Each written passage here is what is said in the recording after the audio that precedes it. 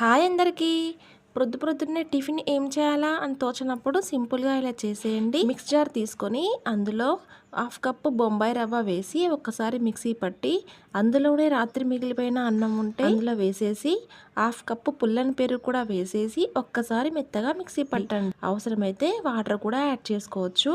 ఇందులో 1 tea spoon బియ్యం పిండి, 1 టీ స్పూన్ గోధుమ పిండి, 1/2 teaspoon salt, 1/2 teaspoon sugar, 1/2 teaspoon baking soda వేసుకొని మరోసారి మెత్తగా మిక్సీ పట్టేసేయండి. మిక్సింగ్ బౌల్లో ఈ దోశ బ్యాటర్ అంతా వేసేసి అందులో 1 టీ స్పూన్ జీలకర్ర వేసుకొని మొత్తం కలిపేసి వేడివేడి పెనంపై దోశ వేసేయండి. అంతే, సింపుల్గా నిమిషాల్లో నానబెట్టే రుబ్బి పని లేకుండా చక్కని దోశ రెడీ అయిపోతుంది. మిగిలిన అన్నం మిగిలిన పెరుగు కూడా వేస్ట్ కాకుండా ఉంటుంది. ఎలా ఉందండి ఐడియా? నచ్చిందా? నచ్చితే ఒక లైక్ కొట్టండి. ప్రతి ఒక్క హౌస్ వైఫ్ కి ఉపయోగపడే కిచెన్ టిప్స్, సింపుల్ రెసిపీస్ నా ఛానల్లో ఉన్నాయండి. మీకు కనుక నచ్చితే ఒక లైక్ కొట్టండి, సబ్స్క్రైబ్